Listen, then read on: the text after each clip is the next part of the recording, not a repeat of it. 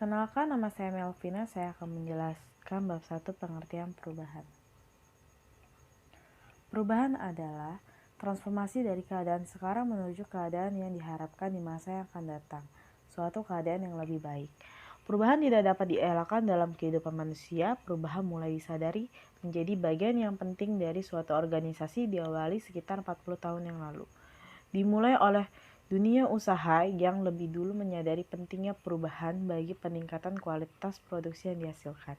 Berbagai upaya dan pendekatan telah dilakukan untuk memecahkan masalah yang timbul akibat adanya perubahan. Manajemen perubahan adalah upaya yang dilakukan untuk mengelola akibat-akibat yang ditimbulkan karena terjadinya perubahan dalam organisasi. Perubahan dapat terjadi karena sebab-sebab yang berasal dari dalam maupun dari luar organisasi tersebut. Masalah dalam perubahan. Masalah yang paling sering dan menonjol adalah penolakan atas perubahan itu sendiri. Istilah yang sangat populer dalam manajemen adalah resistensi perubahan atau resistance to change. Penolakan atas perubahan tidak selalu negatif. Justru karena adanya penolakan, maka perubahan tidak bisa dilakukan secara sembarangan.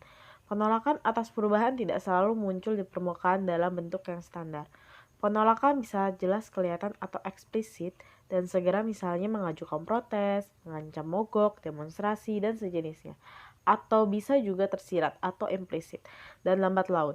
Misalnya loyalitas pada organisasi berkurang, motivasi kerja menurun, kesalahan kerja meningkat, tingkat absensi meningkat, dan lain sebagainya. Terdapat 6 sumber penolakan atas perubahan. Yang pertama, inersia struktural.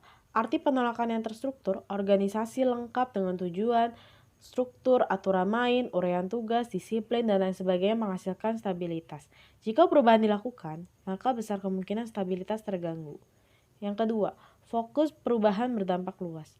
Perubahan dalam organisasi tidak mungkin terjadi hanya difokuskan pada satu bagian saja, karena organisasi merupakan suatu sistem.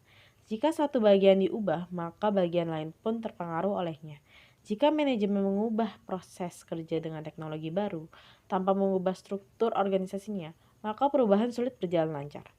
Yang ketiga, inersia kelompok kerja. Walau ketika individu mau mengubah perilakunya, norma kelompok punya potensi untuk menghalanginya. Sebagai anggota serikat pekerja, walau sebagai pribadi kita setuju atas suatu perubahan, namun jika perubahan itu tidak sesuai dengan norma serikat kerja, maka dukungan individual menjadi lemah. Yang keempat, ancaman terhadap keahlian. Perubahan dalam pola organisasional bisa mengancam keahlian kelompok kerja tertentu. Misalnya, penggunaan komputer untuk merancang suatu desain mengancam kedudukan para juru gambar. Yang kelima, ancaman terhadap kekuasaan yang telah mapan. Mengintroduksi sistem pengambilan keputusan partisipatif seringkali bisa dipandang sebagai ancaman kewenangan para penyelia dan manajer tingkat menengah. Yang keenam, ancaman terhadap alokasi sumber daya. Kelompok-kelompok dalam organisasi yang mengendalikan sumber daya dengan jumlah relatif besar sering melihat perubahan organisasi sebagai ancaman bagi mereka. Tujuan dan manfaat.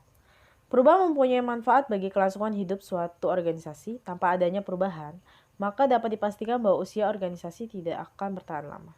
Perubahan bertujuan agar organisasi tidak menjadi statis, melainkan tetap dinamis.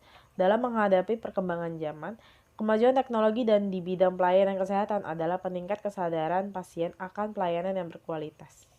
Pelaku perubahan dibagi 3. Yang pertama, pelaku perubahan dengan kekuasaan resmi adalah mereka yang memiliki kekuasaan formal dan dianggap sah. Yang kedua, para pendorong dan penganjur perubahan adalah mereka yang memandang perlunya perubahan karena telah melihat dan membandingkan sesuatu yang baik di lain tempat. Yang ketiga, para fasilitator perubahan adalah mereka yang memiliki kewibawaan dan diakui serta dikenal sebagai pemimpin informal yang memudahkan proses timbulnya perubahan.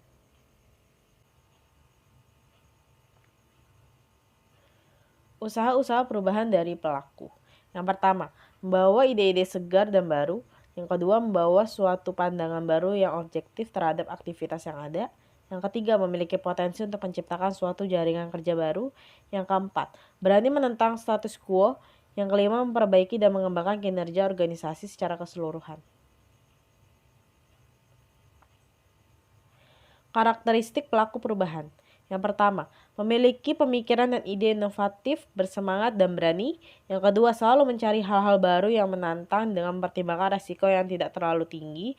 Yang ketiga, ingin selalu. Yang keempat, melihat organisasi, masyarakat, atau institusi maju dan berkembang, serta memiliki komitmen dan loyalitas tinggi pada lembaga. Yang kelima, pandai berorganisasi, cerdik dalam berpolitik, mengerti sistem kekuasaan, serta batas perubahan yang ingin dilakukan tetapi tidak terkalahkan oleh hambatan dan rintangan yang ada. Yang keenam, dapat menjadi anggota dan pemain tim yang efektif serta mudah dan senang berkawan. Tipe-tipe perubahan organisasi. Yang pertama, developmental change adalah perubahan kecil berupa pengembangan organisasi, perbaikan ala kadarnya, perubahan rancangan mata kuliah di perguruan tinggi, dan sebagainya. Memerlukan waktu 1-2 tahun. Yang kedua, transitional change. Perubahan transisi, misalnya berupa perubahan kurikulum, keterkaitan antar mata kuliah yang ada, pengadaan perpustakaan di kampus, perubahan jumlah mahasiswa yang diterima, dan sebagainya. Memerlukan waktu 3-5 tahun.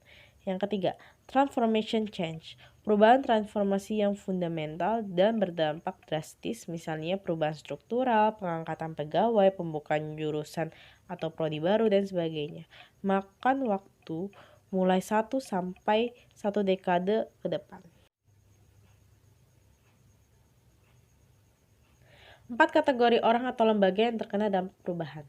Yang pertama, kritikal atau orang atau lembaga potensial atau penting yang setuju perubahan. Yang kedua, peripheral atau orang biasa atau lembaga yang tidak punya peran yang setuju perubahan. Yang ketiga, kritikal yang tidak setuju dan menentang perubahan. Yang keempat, peripheral yang tidak setuju perubahan.